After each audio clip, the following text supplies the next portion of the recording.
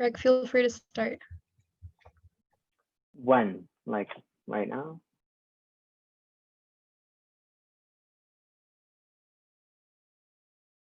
And are you doing the land acknowledgement, Amina? Okay, cool. All right. Hello. Am I unmuted? Yeah. Hello. Welcome everybody to our weekly strike. Today we are joined by some special guests, and I'd like to introduce them first. So we're excited to have Julia Da Silva, who's done a lot of work with LEAP UFT and on divestment from fossil fuels. Aishwarya Patur, who is a high school climate activist and has been doing work with Green Teams Toronto and Fridays for Future Digital. She is the co-founder of We Stand on Their Land, which focuses on issues that Indigenous people face in Canada, and also the Halton Coordinator for Climate Science. Laura Fuertes, who also is an advocate for climate justice and has done a lot of outreach work with Fridays for Future UFP and is a member of Fridays for Future Toronto. And finally, we have Jasmine McRory, who is a youth who has done work in Shake Up the Establishment at Climate Strike Canada, Climate Strike London, Ontario, and XR Youth Ontario. Thank you all for coming today. So we have all these guests today to help us discuss the topic of what can I do outside of high school in relation to activism, specifically climate activism. And this doesn't just mean like when you graduate high school, because you can still be in high school and be active outside of school. We'll be talking about how you can get involved, stay organized, and how to begin choosing your direction, like in what you're doing. Life in school is very regimented, scheduled, and streamlined. So once you kind of like get outside of that, path that you're given, it gets kind of difficult to really know what's going on and know what resources are at hand and who you can talk to. So in this strike, we'll be discussing these topics and hopefully giving all of you a clear image on what you can do to really get involved. And now I'd like Amina to give the land acknowledgement. Yes, thank you for that, Greg. We wish to acknowledge this land on which we're holding this online space, this webinar, this conversation. For thousands of years, it has been the traditional land of the Huron-Wendat, the Seneca, and most recently the Mississaugas of the Credit River. Today, this meeting place is still home to many Indigenous peoples from across Turtle Island, and we're very grateful to have the opportunity to work on this land. So something I recently learned was also having a Black land acknowledgement, or having a land, when you're recognizing the land, who are the people who have also worked on the land, but have also been consistently erased by history. So alongside Indigenous peoples, Black voices have also been erased from our textbooks and also erased from the way Canada constructs its own history and narrative. And this is a quote from Lawrence Hill. "Do we know that the story of African Canadians spans 400 years and includes slavery, abolition, pioneering, urban growth, segregation, the civil rights movement, and a long engagement in civic life?" And lastly, just to bring this back, we also acknowledge the privilege of online space that we have and the importance of using it to uplift and recognize the struggles that continue today of Indigenous peoples and other marginalized peoples in Turtle Island. So just to go beyond the normal land acknowledgement, we'll be posing some questions to our speakers. So the first question is, and you can also pose this to yourself, how do you place yourself or reflect on what the land acknowledgement means to you? So Laura, could you kind of go a bit into that? Sure, thank you, Amina. Well, all this land acknowledgement help us to understand that the land where we are is not us, and we need to especially work really hard to uplift the voices of those who are suffering a lot for so many years and still suffering. So recognizing the land and knowing that where we are has a meaning, especially for them, it brings to me like a good feeling about what we have to do, and especially it builds a purpose of what I'm working every day in Fridays for Future and all the things that I'm involved with. Thank you for that, Laura. A very beautiful insight and way of putting it. Julia, could you also comment on what it means to you? Yeah, for sure. This might partially just be a rewording of what Laura said. Thank you, Laura.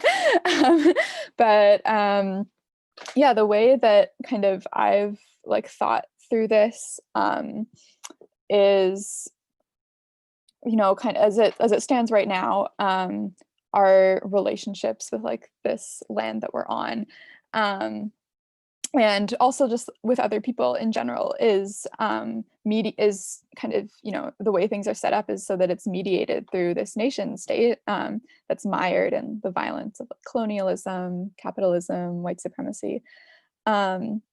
So for me, when I think of like what a meaningful land acknowledgement is one where you're actively, when you're using it to kind of refuse to allow that state and like that violence to define the terms on which we relate to others, while we're also recognizing it's like the reality of that like violence that it kind of continues to perpetuate. So then I think, and similar to what Laura was saying, once we say like we refuse those terms, that's like the first kind of like basic step is like that refusal, and then that implies this responsibility to then redefine those relationships kind of outside of how this like nation state has defined them. And I think that entails then a commitment to like working in solidarity towards liberation and like our climate justice work and any other work that we do. Yeah, I think you put that very well, the contrast between all the things that have happened and then also going beyond them and connecting to the land. Aishwarya? Well, for me, as a Canadian, I think it's our responsibility to acknowledge the land that we're on. My ancestors, they actually faced colonialism in India, and like my great grandparents, they told me about what had happened and how all the cruelties that they faced. And it was very upsetting to learn about all of that, but I think it's really important to recognize what has happened and to think that even now, Indigenous peoples in Canada still face stuff like that is very upsetting. And I think that we really need to acknowledge that this is their land. And I think even acknowledging that this is their land, like wherever we can, also uplifts their voices in a sense that we know that we are on their land and that like even though we might, I don't know, buy a house here, or even though we might live here, this is like not our land and never was. Thank you, Aishwarya. Yeah, there are definitely a lot of intersectional connections and connections that people bring and histories they bring when they come to this land. And Jasmine, could you help, I guess, answer the question? I think that it's important that beyond just doing these land recognitions, we educate ourselves, especially as settlers, of what Indigenous people have been through on what we call our country. And this goes beyond just like with the history books that are written mostly by settlers and like colonists. We go beyond that and we listen to the Indigenous voices and what they've faced in the past, but what they're facing today, and we try and uplift those voices and stand with them to demand a better future for them and many generations to come. Thank you, Jasmine. That was beautifully put as well. So the next question is, it's a little, and I think, Greg, you can also hop on this question as well, is what intentions do you have to disrupt and dismantle colonialism beyond this territory acknowledgement? So I'm going to start with Greg here, who's the co-MC, so we're all in the same space, and then move on to the speakers. Thanks, Amina. So personally, I think I think the best way to like disrupt and dismantle colonialism is to just be like as active as you can be at any time and any possibility. Like always try to bring up Indigenous issues, always try to bring up BIPOC issues, like talk about it, even if it's uncomfortable. Obviously, you don't like shove it down people's throats, but like you bring it up more than you usually would, and engage in actual like events and actions, because there's always things going around and there's always groups planning things and holding online rallies and things like this. Mainly, I think it's just like the best way to do it is just getting informed and knowing your capacity and knowing what you can do. Thank you, Greg. Now, Laura, what comments and insights? Or yeah, considering what Greg says, it's really important. I think, in my opinion, what is a way that we can go beyond this land acknowledgement is educating ourselves first, because Indigenous peoples really need to be heard. And the way that we can start doing it is learning what they have faced so far and we are doing and what they're facing right now, especially because it's the way how we can understand, and especially how we're going to act supporting them, because it's basically what they need. And as Greg say, as I think it's wonderful that we need more and more people involved in this, and to get this, they need to understand what we are doing this. And then even though if you don't want to, I don't know, participate and strike or I don't know, doing other stuff, everyone has to understand and has to come up with what they are good at it and doing something to go beyond this land acknowledgement. thank you, Laura. And I'm just going to repeat the question. So, what intentions do you have to disrupt and dismantle colonialism beyond the territory acknowledgement? And thank you, Laura and Greg, for the acknowledgement of the education part, self-education part of that. So, Julia. Yeah, thank you for this question. I think the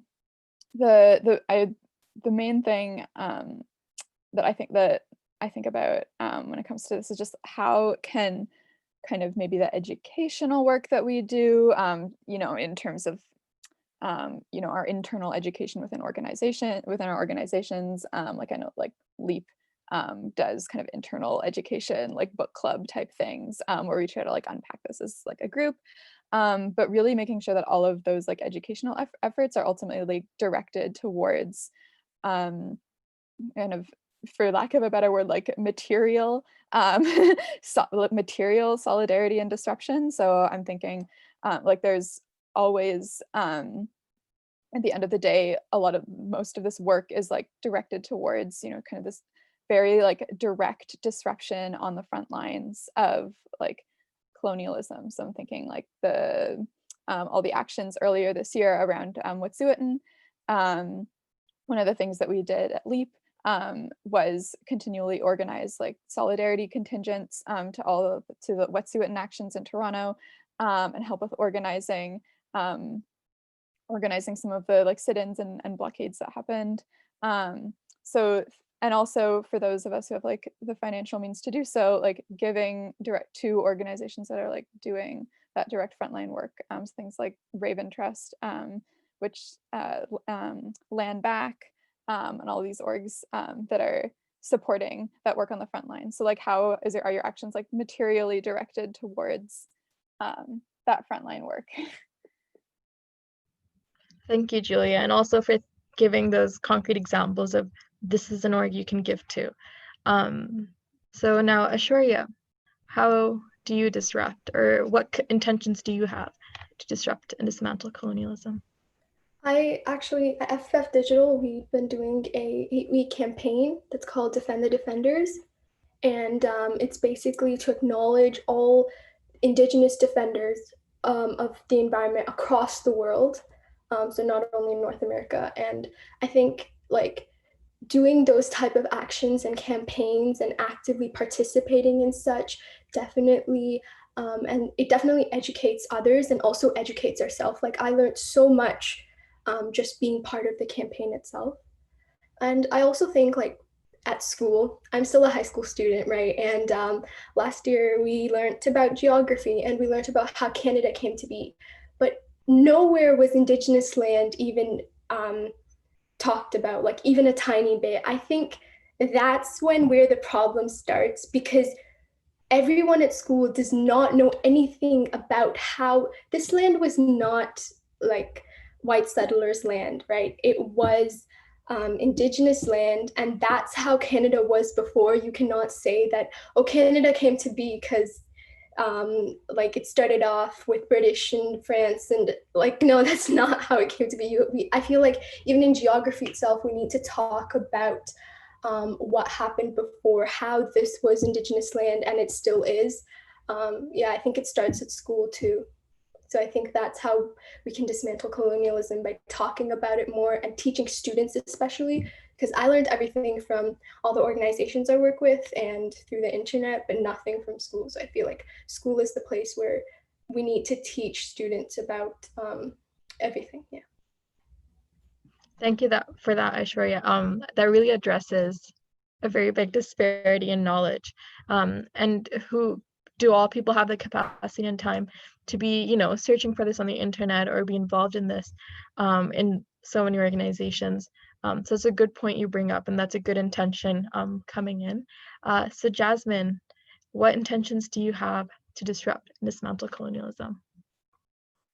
Yeah, I think going back to what I originally said, I think knowledge itself is power against these systems. Like they specifically write their own narratives so you don't feel angered to like want action.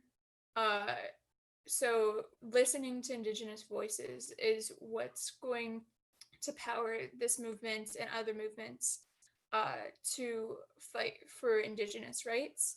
Um, Myself, I would say, like, I'm trying to attend a lot of Indigenous-led workshops and various like information sessions kind of things, as well as just taking the time myself to just research the land that I'm on and the peoples who used to and still do inhabit this land. And I know through the various organizations, they're trying to take the time to educate all of their members on Indigenous struggles as well as other PRC struggles. I know like Shake Up the Establishment's doing an active learning club where you learn like every 2 weeks we have like an hour meeting. And like before that there's like a reading list, an activity list that like you go through. And there's each week's different like different highlights. So like this one's by POC, the next one I believe is just Indigenous solidarity. But I think if you like, my advice I guess to like other people who are trying to search for these opportunities is like social media is such a powerful tool because anyone can have a voice on there.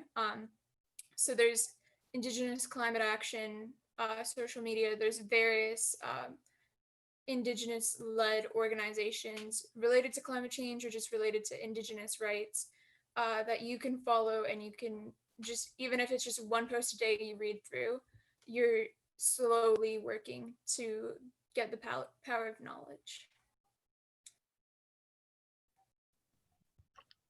Thank you, Jasmine. And I think you touched a lot of important points there.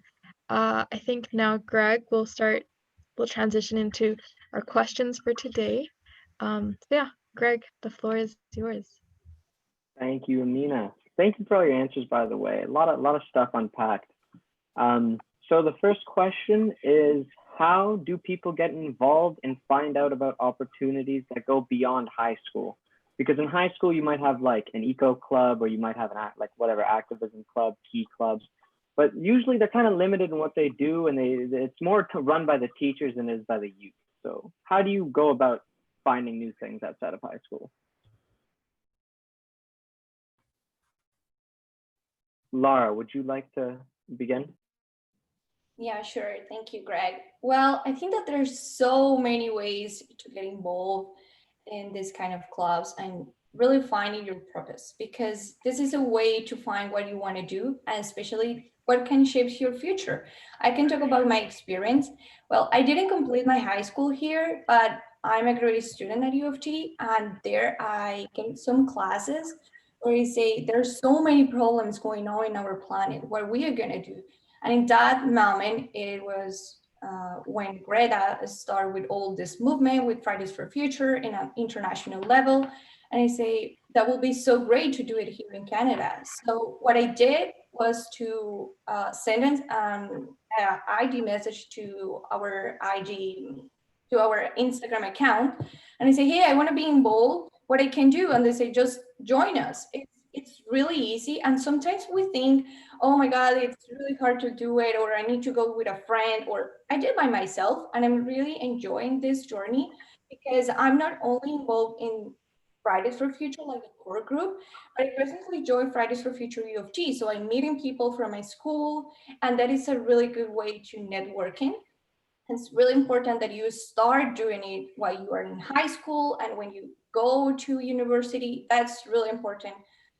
All the people that you met in the journey, it's really important. And also I want to highlight that it's a good opportunity to enhance your resume. Sometimes we think that these opportunities are only just for fun, but this can help us to, gain a lot of social skills.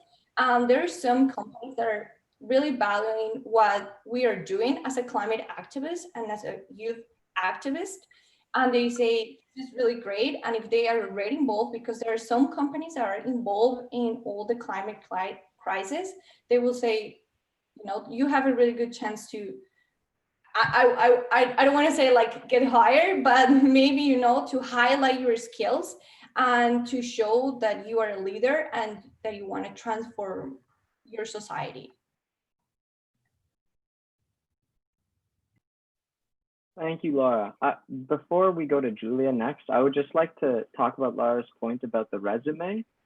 You can actually put all of the volunteer work you do with any groups on resumes, and it looks really good because it's like organizational work, like leadership work, stuff like that. Employers like love it.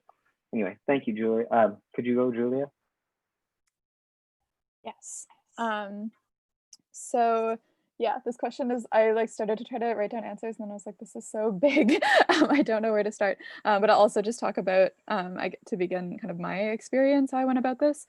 So I was like not involved in any climate organizing or kind of any political work in high school. So probably most of the people on this call are like way ahead of me in that sense. And so my like main way into organizing in first year at U of T, and this was the fall after U of T's divestment campaign got its like big rejection. So the climate movement at U of T was very much kind of in shambles in a lot of ways. And there wasn't a lot going on campus. But I went to this, I found out about this big action that 350.org was organizing related to this was when Trudeau was about to approve the Kinder Morgan pipeline and several other pipelines, and they organized this like big civil disobedience action, and I went out to that, and that was and this was on a trip to Ottawa. We went to Ottawa, so I was like suddenly on a bus with like all these other people who cared about this thing enough to go and like participate in civil disobedience. So that was how I met a lot of the people who introduced me to then kind of more long-lasting organizing, who invited me to later actions, who a lot of whom were kind of mentors in a lot of ways when I was in first year.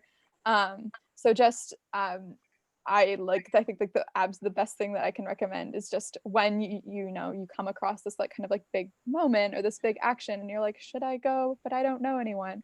Like just go. That's like the kind of number one piece of advice is just show up.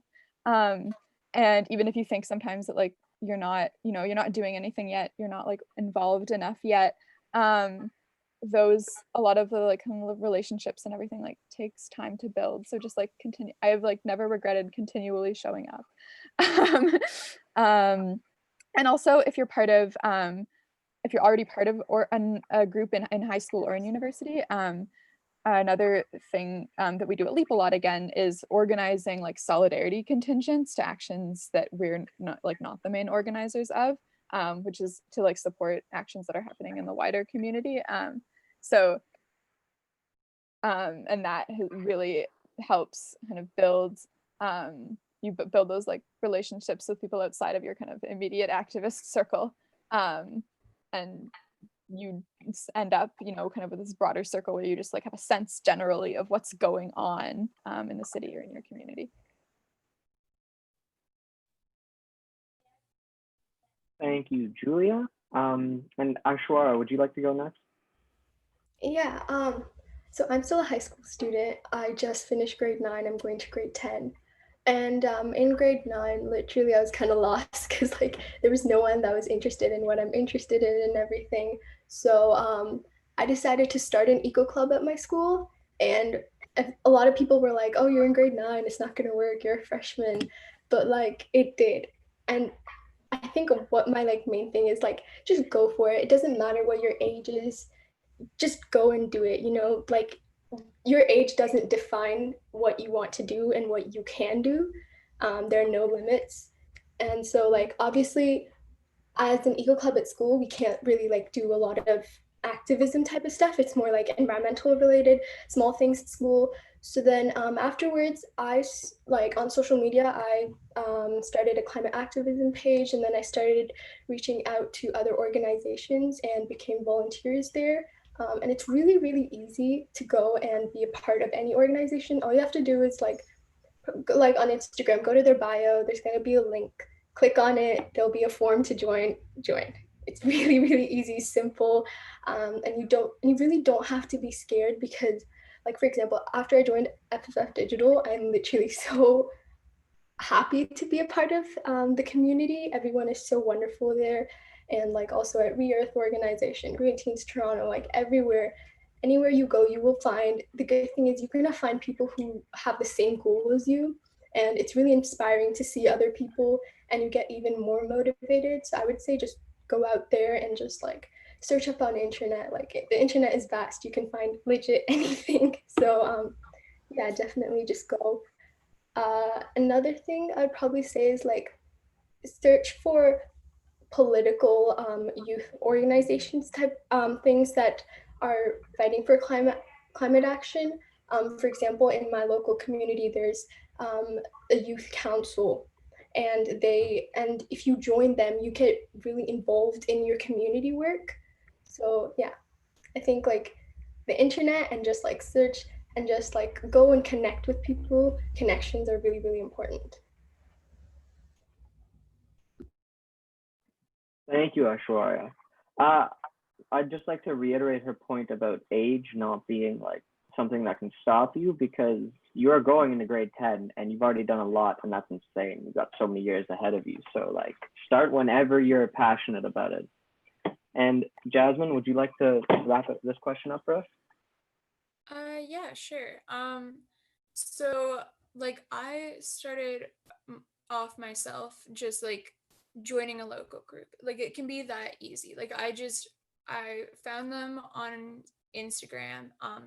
Most like climate activism things you can either like just Google it or like search in like a social media bar, like any social media pretty much most groups try and be active on, and just try and find something local to you and start off there. You could just start participating in strikes. Right now physical strikes aren't as easy, but like you can just join their Zoom meetings if they're having any.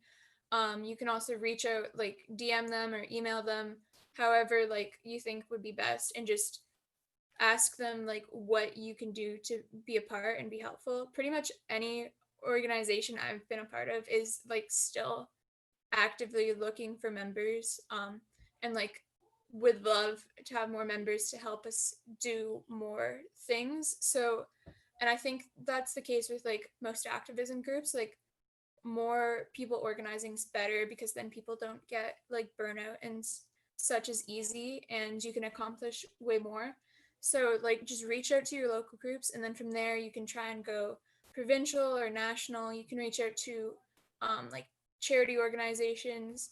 I think it's also just important to know like what your skill set is and like what you're interested in doing. Like a lot of organizations will teach you how to be good at talking to the press or how to make graphics the way they want them you to. Like pick something that or like a couple things that you want to do and that you're passionate about, and they can oftentimes teach you how to do that, as well as then you can get like the kind of idea of what type of organization you want to work for, whether it's an activist group or just some sort of other organization fighting for climate change and indigenous rights.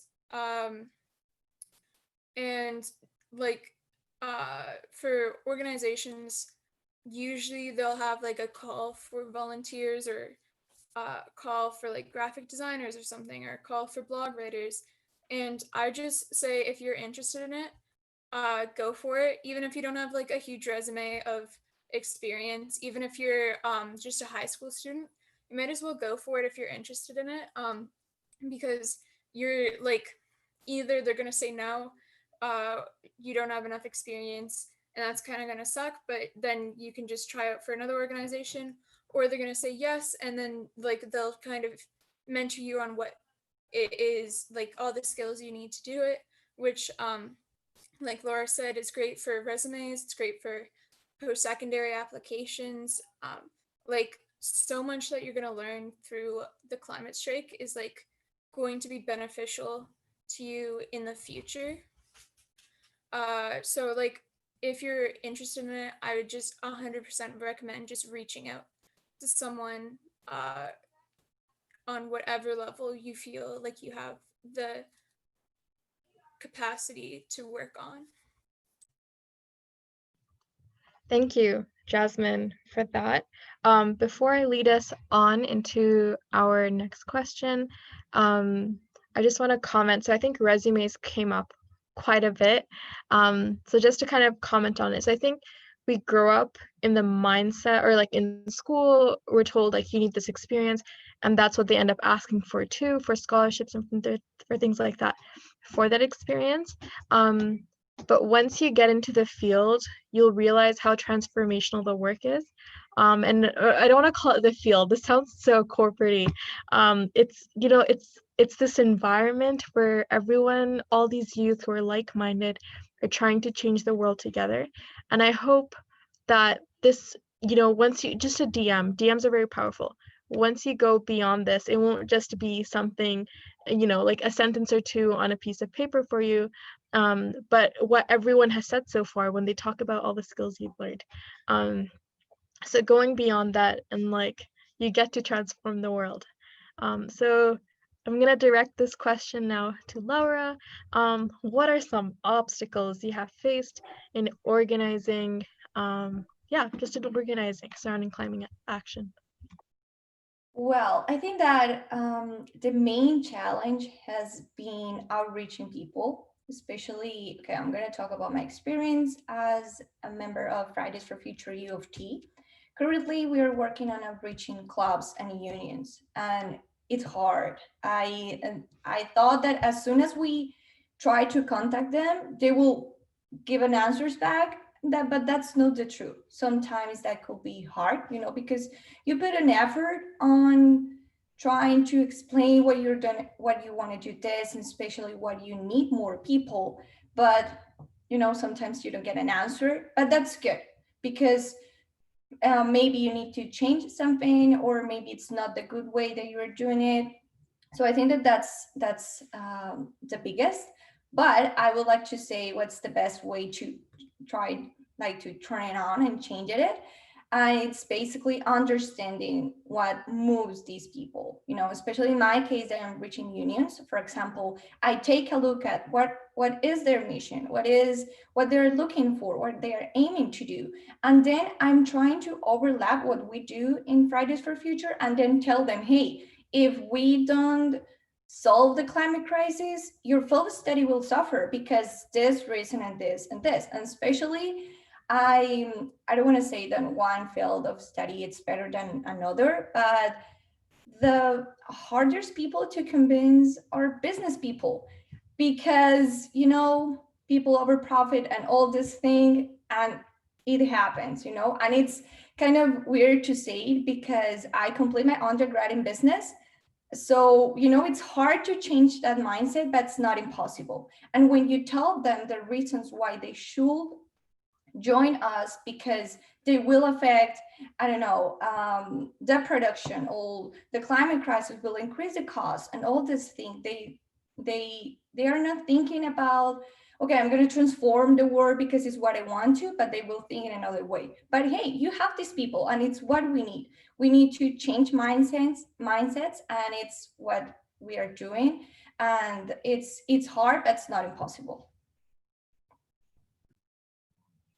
Thank you, Laura. That was a very good way to end it. It's hard, but it's not impossible. Something to quote you for. So next we have Julia. Julia, tell us of all the obstacles. I know you've encountered many in organizing. Yeah, another question I did not know where to begin with. Like I'll like start with kind of the general statement that is like most people who are at U of T know like U of T can be a very hard place to organize. It's a pretty, there's a lot of, I mean, there's a lot of people, so there's a wide range, but there's like a lot of strong like conservative elements, and it's a pretty conservative institution, and it can be like a very alienating place where people don't, you know each other, see each other. There's and it can be really hard just to find other people, and to be visible in any way. But I think okay, I'm gonna take a tangent, but we're gonna get back to that that initial statement in one sec. I think the main, I'll talk about divestment, because I think there's like a pretty informative obstacle there, which is that so with fossil fuel divestment, you know, the campaign, we're campaigning like against the administration to pull its investments in the fossil fuel industry. There's like this, it sits on this kind of very fine line between something that could be kind of a very kind of like centrist or like more like reformist type of politics, where you're like, you know, like we can just like have the system be the same but like a little bit better, and like corporations can just be responsible, and this potential for a kind of more radical politics where we're saying no, like divestment is a tool for kind of undermining the social capital of these corporations in the fossil fuel industry in general, that can like lead us to more radical work. So and I think that was a huge obstacle that the previous divestment campaign had faced. There's a lot of like more liberal or more like respectable elements, and there's a lot of like more radical elements within that group, and it draws a lot of people who haven't necessarily thought through a lot of the kind of the things that we were talking about at the beginning, which is like the intersections of like colonialism and all of that. So a kind of a big obstacle, or not even an obstacle, but just like a thing that has to happen in like the work that we do, is like taking a lot of time and building capacity for doing the like political education, for and building capacity for doing the kind of like more types of direct action that become necessary when like respectable more like palatable forms of action start to fail. So like one issue that came up pretty early on was this was like an issue that like really tore apart the previous campaign, was like whether we align ourselves explicitly with the boycott, divestment, sanction movement and like the Palestinian liberation. So the previous divestment campaign hadn't, because for like fear of losing a lot of the kind of like more like respectable or centrist support. And we decided yes. So we've been working with Students Against Israeli Apartheid, which is another action group in the group of OPIRG action groups that we're a part of. And in general, what we found is that like kind of taking that risk of having that solid, really principled stance, and taking the time to like do the internal education and the political education, really will win you more like long-term friends and comrades than you think it might lose you in like immediate respectability. So it was like that was a very long way of getting back to this like point about like U of T being like big and alienating, really kind of establishing this like ongoing like and really principled solid practice of climate justice, of solidarity, rather than holding on to this kind of like very narrow like environmental or divestment focus, has been really, really key to overcoming that major obstacle of organizing in this big alienating place. Thank you, Julia. I think that really speaks to, being true to the foundations and being true to yourself, instead of, you know, not submissive, but like going along with what most people would want, going with the flow, as Greg would say. So now I guess I'll give that question to Aishwarya about what are some obstacles you have faced in organizing. You mentioned a couple before, but would love to hear more. Yeah, as I mentioned before, age, a lot of people look at me and they're like, you can't do a lot of things, you're too young to be involved in adult stuff, quote unquote. A lot of like, you don't get involved in politics, or don't get like, why are you involved in all of these things? But again, as I said before, age cannot define what you can do. There's no limit to how much you can do. Just go ahead. Like, that's something that I've learned to just ignore, because like in the starting I didn't have much support from a lot of people, but then like slowly, like it's just like, when people realize that you're actually doing something for the world, and it's not just like you're not just not like doing anything, they realize that okay, these people are actually doing stuff. And I feel like just go ahead, don't care what people say, you know that you're doing something right, and you know that you're helping the world. And I think that's the most important thing. Often at times I've had to like remind myself that like I'm doing this for the world, I'm doing this to help people.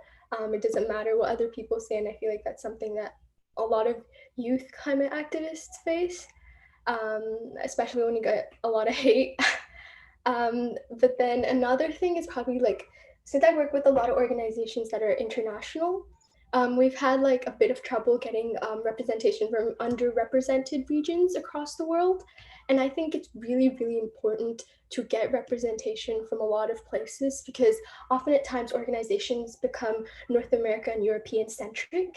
And that's just because I guess like more people, we have more access to more things, and it's just it just happens. So I think it's really, really important to like, we've had trouble reaching out to underrepresented regions, but we're like slowly gaining that, and we're trying right now, in a lot of organizations I work with, we're trying to get more representation across the world, because I feel like for too long already, the North Americans and Europeans, like we already have too much of a voice, in the sense like we already override a lot of underrepresented regions' voices, and it's definitely important to get them into roles that so that they represent regions as such.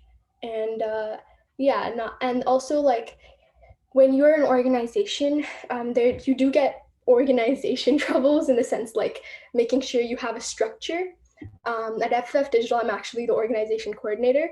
So it's basically, we just make sure that everything, all files, meetings, and anything that's taking place is just organized and neat and tidy. And I feel like that's something that like, I mean, we need that in our room. We need to make sure our room is tidy, and is so like, an organization is just like that. You need to make sure you have a structure before getting onto anything, especially like considering the amount of campaigns. Like for example, at FF Digital, we worked on a lot of campaigns, and as we've like continued, like now we kind of have developed a really good campaign structure that we're still trying to develop even further. And it's like, it's a process, it takes time, but again, like Laura said, it's hard, but it's not impossible. You can actually do it. And yeah, I feel like just sometimes, a lot of the time, support is not there when you need it. But you can get that. It's people will slowly understand that what you're doing is right. I've had trouble with that. A lot of people been like, oh no, you're not doing, you can just go and do what kids do in high school. But yeah, support comes along the way. Thank you, Ashwarya. I hope any youth or any individual who has any connection to youth to push them into organizing hears all the words that have been shared. And now just giving this question to Jasmine about obstacles you have faced. So I think like the obvious one, and it's been touched on by the other panelists, is just like negative feedback and like climate strike deniers. When you're like out actually like protesting or something, when like it's not in the middle of a pandemic, like you'll get like a few like dirty stares, or like maybe someone comes up and like has a mean comment. But when you transition online, it's a lot worse. And I think it's one, because you're reaching people like all the entire world essentially. Like anyone can find what you said and disagree with it and comment on it. And usually if like it's just a local group, only people like within your city and area are going to like try to like comment negative things. But I think like the idea of being anonymous if you want to while commenting like makes people a lot braver to say whatever they want. And like I think what I've learned is just like if it's on your own post, just turn off comments or delete comments, report them. Like you're not trying to give them a platform to speak. If they want to do that, like they have to build their own platform. Like I really hope they don't, obviously, but they shouldn't be piggybacking off of all the hard work you've been doing just to say nasty things that you don't agree with. Um, and then also like if it's some press media, like digital newspaper things have comment sections, you can't like take them down because it's not your like article, so like you have no control over that. But I recommend like not responding to them, and then if you really want, you can like publish a comment that like addresses it, but like isn't a response to them. It's just saying what you believe and like the facts that you know, and then you just leave it at that, so that if someone's scrolling through this comment section and they only see negative things, like they're going to perhaps get the opinion that like the deniers are right because they're not getting any other information besides what like the article's about. But if you just stand there and like have a list of like information that you source, like people will likely trust that and then take the deniers with like more of a grain of salt than otherwise. And then I think like the second major problem is just the mental health of organizers. There's a lot of burnout and there's a lot of eco anxiety, which are like two big words you hear a lot within the movement. Um, so like burnout is when you're like working a lot, and just all your time's dedicated to this, or a lot of your time, and you just feel a lot like overworked. Whereas eco anxiety is like the crushing pressure of, if I don't do something now, like the planet's going to die, I'm going to die, etc. Like that. And also just that like whatever you're doing isn't enough to save the planet. Like I think that just causes a lot of anxiety within people, or depression, and can also affect burnout, because if you don't see a lot of instant results from your work, you can just get discouraged very early on. And which like when you start off, if you're starting off like your own organization, just expect that it's going to take time. If you're starting off your own local group or like your own sort of organization, like you have to build that following. And sometimes it's going to feel like no one's in your corner, but like there are people out there who are willing to support you. You can reach out to other groups that will like be able to support you. There's a lot of climate activists, like mental health Zoom calls you can join, and just discuss with other like-minded people who are going through similar experiences and are doing something to you. Then like you can better understand like that you are doing the best you can and you can't be expected to do any more than that. You can set boundaries for yourself as how much work you're willing to commit to the movement. And I think that's completely fair. Like you shouldn't feel bad if like you're working a job so you can't spend all day organizing and on Zoom calls, or you're in school so you're too busy trying to like complete your homework that you can't like update the social media or something. Like it's a lot of work and it's a lot to take on, especially as young people, especially when you're told like your future depends on it. But really just like connecting with other people and setting those boundaries for you is what's going to like make the difference mental health wise.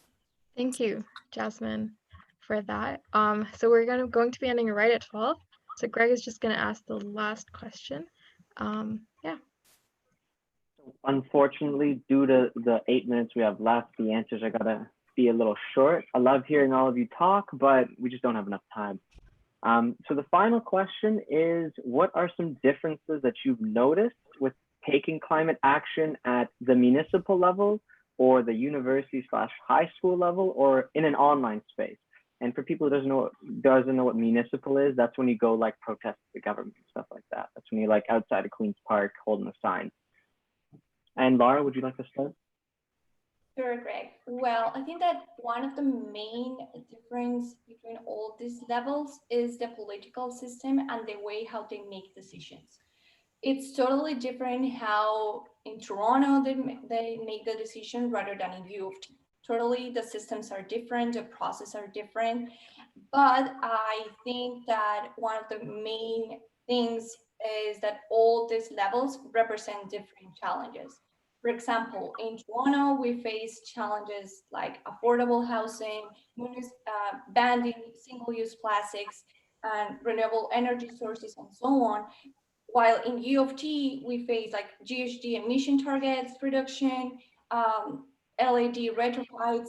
So it's kind of different. It has the same purpose at the end, but there are different actions that they can take in all the levels. So it's really important that we consider all this difference between all these levels. Like considering what we are facing right now with all this COVID-19 pandemic, we have in Fridays for Future a campaign that is just recovery, and it's how our city and our entire country will move forward and will face all the challenges that are coming up after all this craziness that we have faced during the last 4 months. But if we consider like all the ways that we're doing a U of T, it's totally different. So it's important that you mentioned that, but I would like to highlight that nothing is too big, right? Even though that you say, oh my God, it's for Toronto, no problem. Like there's so many ways that you can contribute to that. And yeah, that's everything. I know that we're running on time, so I don't want to stand. Thank you, Laura. Those were good points too, because everything is run differently. Julia, would you like to go next? Sorry. Yes, I'll try to keep this brief. So I think my like main observation was pretty similar to Laura's in the sense of talking about how the different systems are organized. Most of my experience in climate action is either like at the university campus level, or it's at the kind of like federal politics level, like doing like electoral politics stuff or like anti-pipeline work. I don't have much experience in the in-between at like the municipal level, but I think a lot of the things I'm about to say still apply. So like on the main difference is that campus organizing is kind of this like weird space where like electoral politics in the sense of like and we have it like the municipal or federal level like don't really apply, but you're still dealing kind of with a lot of these same like bureaucratic, sometimes like partially elected structures. Like there are like elected representatives, there are like student unions, all of that. But none of it, there's no like real, any even semblance kind of democratic control, unlike kind of, you know, in like the federal space where you can be like, there's an election coming up and we can, you know, use this chance to make demands. So I think I think campus organizing has been like really useful for that reason for a lot of us involved, because you're in this like tricky space where you have to engage with all of these structures, because ultimately what you're doing is like trying to make the administration come to a decision. But also because there is no even like semblance of democracy, like your best tool in general is building up to visible direct action. So I think it's there's this really good like learning curve that happens for you know, how to like take action in general when you have to engage with political systems, but you know, you've like lost your faith in electoral politics generally. So that was I think the main difference that I would observe. Thank you, Julia. And Ashwarya, would you like to go next? Because I think you might have to leave at exactly 12. So I'll just quickly brief it up. I think there are like two things that are mainly the difference. It's the participation level and also the way we approach. So, for example, in high school, the way we approach it is that we go and we talk to our principals, we talk to our teachers, and we have meetings with them, and we discuss on how we can make our school more eco-friendly, and that's how we approach it. It's pretty simple, straightforward. But then when it comes to digital action, you have to approach it through different things like campaigns, for example, and you need to like, and then there comes participation, because you're getting the whole world to participate. And I definitely think like when you go on to digital actions, you have so much of more reach, and there's so much more opportunities that you can take up because of digital activism. And you connect with so much more people, and you approach all problems in a way where, like, for example, email storms, Twitter storms, we also do like comment storms and like such things, and they make a difference. For example, there was the EIA draft of 2020 that was passed in India, and it actually got delayed until August, and that's actually a draft that goes against polluters, so that goes against environmental procedures and checkings in India. So digital action does make a difference. Thank you, Ashwarya. I quite like what you brought up there. And Jasmine, would you like to wrap up this question? Yeah, absolutely. I'll be pretty quick because I believe most of what I want to say has already been said. Like high school wise, you kind of have to go through like administration if you're starting a club, if you're doing, if you want to like put up posters or something, which is like another barrier, another step that like when you're doing municipally, like you don't have to like ask anyone for permission or anything. Like you can just put up posters on telephone poles and you can just stand outside of City Hall. And then like digitally, like you don't have the benefit of like knowing people like at school, you know people, you know your friends, and like it's kind of its own ecosystem. So like if you get one person talking, they'll talk to all of their friends. Whereas online, it's a lot harder to build a following just because it's a bunch of strangers you don't know talking with like groups you don't know. It's not like one contained almost ecosystem. Um, so it's harder to build a following, but it's also like nicer to be able to connect to the like-minded individuals, which some schools you might be more conservative, so it might be harder to find those people, and you might get a lot of more negative feedback from people you know personally. So that might be more intimidating, like actually in school wise. And then that's all I wanted to add on to that. Well, Thank you. oh, That's okay. Go, Amina.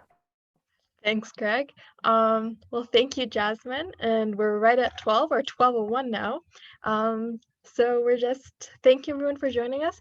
Thank you to all our speakers, Aishwarya, Jasmine, Julia, Laura, thank you, Greg.